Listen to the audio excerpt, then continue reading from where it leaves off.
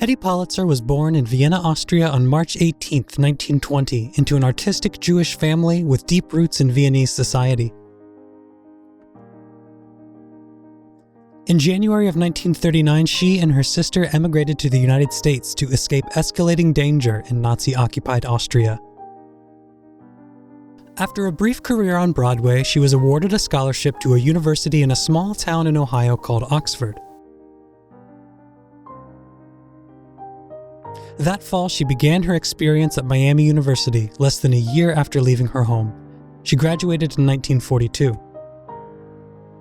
In March 2020, shortly before her 100th birthday, Hedi welcomed the university libraries into her home in North Carolina and gave an oral history interview. The following are excerpts from the 2 days she spoke with us about her experiences.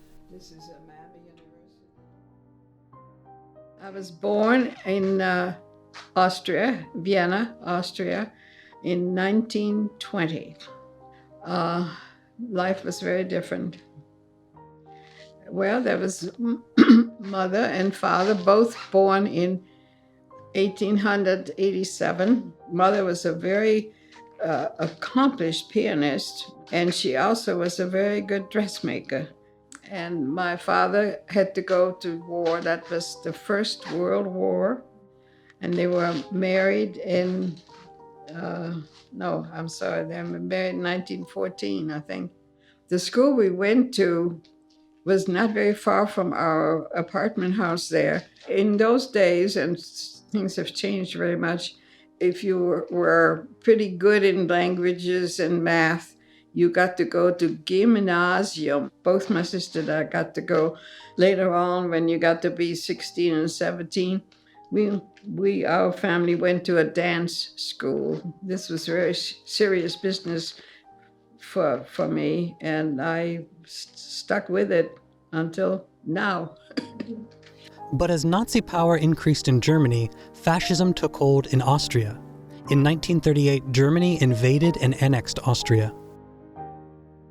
The Austrian monarchy had people from Czechoslovakia, Romania, Hungary.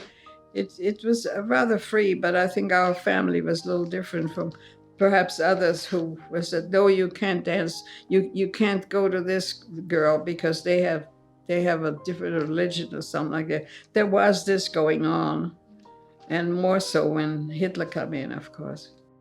German troops in Austria. Let's see what date this is. 13th of March, 1938. So that was just before he came to Austria. This is history. Truly, for Austrians, this is history. 11th, 12th, 13th. He came, and everybody either stayed home or marched. I mean, I remember it. I came home late, much too late. My parents were frantic, but there was so much going on in the inner part of the city that you couldn't walk the usual. I always walked from home, from class, from dance class. Well, it was horrible. And a lot of the people that in Vienna, when Hitler came in, were just wondering what's going to happen. And they closed the schools for a week. The director of our school was fired because he was in the wrong political party. I remember him very well, sort of nice-looking gray-haired man who knew what he was doing, and he was kicked out of there. A lot of teachers were fired too. Things started being bad, and there was no pause. That's it. You talk politics to people who you knew very well, but you stayed away from it if you didn't know them very well. The people that suddenly went Nazis and wore little swastikas, that kind of stuff. There were some teachers that said, take that thing off. And then others, where is it? Why don't you wear one? I mean, it was very much very very difficult times, very, very bad times. In the wake of increased anti-Semitism and political violence in Vienna, Hedi's parents Oscar and Marie sought emigration visas for her and her sister Eva. It was a good idea to be out of there. And people sneaked through the through the borders. They not necessarily had the right papers with them. It was a weird, weird time. Very weird, as far as I know, because I was very young and, oh boy, goody, I can go to America kind of a feeling, but it changed. Anybody who had any relative out of Austria wanted to do something about it, and America was the place where they wanted, and also the South American countries, but especially New York. You had to have a good person at the embassy who did things for you, and some of them were not very nice, and some of them didn't really know what they were doing. What happened? We can't take care of all these people. But as a whole, it was kind of a very, very serious thing. We didn't take it seriously, but our parents definitely said, okay, we'll let you go, and then maybe we'll come later, and so forth. Mother was very unhappy, but then stuck together with her sister and brother-in-law, and they came a year later. My father had died, and that's a long story I don't want to go into. But it was hard work. It was difficult. Hedi's father, Oscar, was arrested on November 9th, 1938, as part of a mass roundup of Jews during Kristallnacht and deported to Dachau. He died on January 23rd, 1939, a few days after Hedi and Eva arrived safely in America after a long journey by boat. It was not a very big, it was a Dutch ship called the Vienna. It was a stop. It started in the Netherlands, in Holland. It was good 10 or 12 days. It was fun part of the time, but kind of wobbly.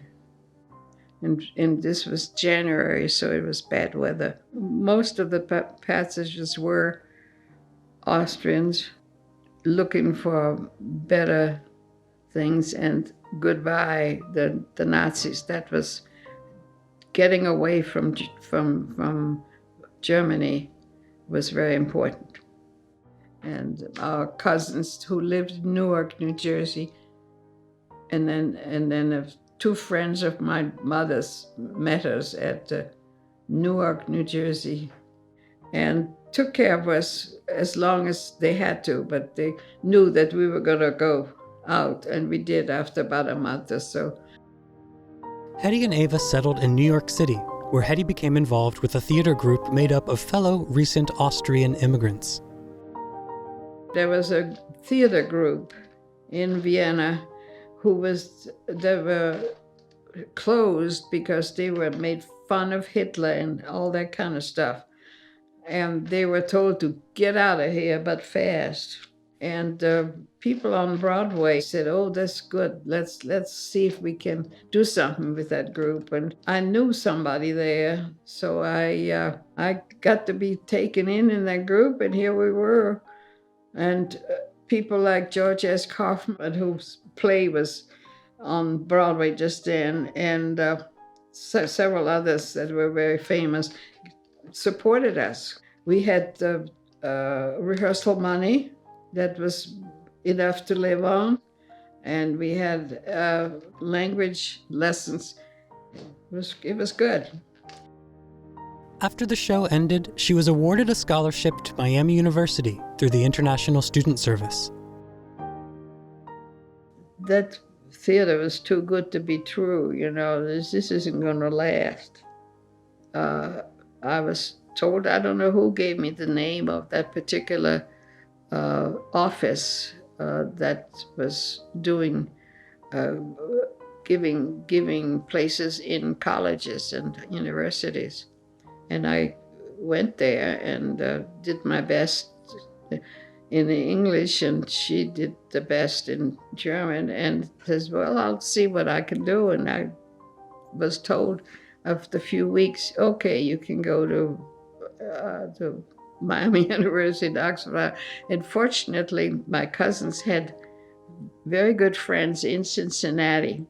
And I think the train went to Cincinnati and then a small train to Oxford, and there were Raudebusch, the name suddenly comes at me. There was a group of about 3 or 4 that picked me up from the train, and Jane Raudebusch was one of them. They took my luggage and put me to Heppen Hall, and of course I was there with my mouth open. She entered the physical education program with a minor in dance and found Miami and its faculty supportive and welcoming. There was somebody at the main office who looked at my records, and I got to be a freshman, and somehow they made me not 4 years, but 3 years was good enough, because there's some things that I was way ahead, and I think the phys ed people, the dancer, I think had something to do with it. I wanted to perform. I really enjoyed the performing, but then the teaching came along with it. The person that taught it, Miami, her name was Grace Clapp, sort of looked out for me. It was very good. In fact, the whole phys ed department at Miami was totally wanting to help me, and it was very, very good. Miss Clapp, Miss Phillips, and Shaw, that was their names, and they were very, very good about the whole thing. The person who was an elderly gentleman who did the drama, Gates.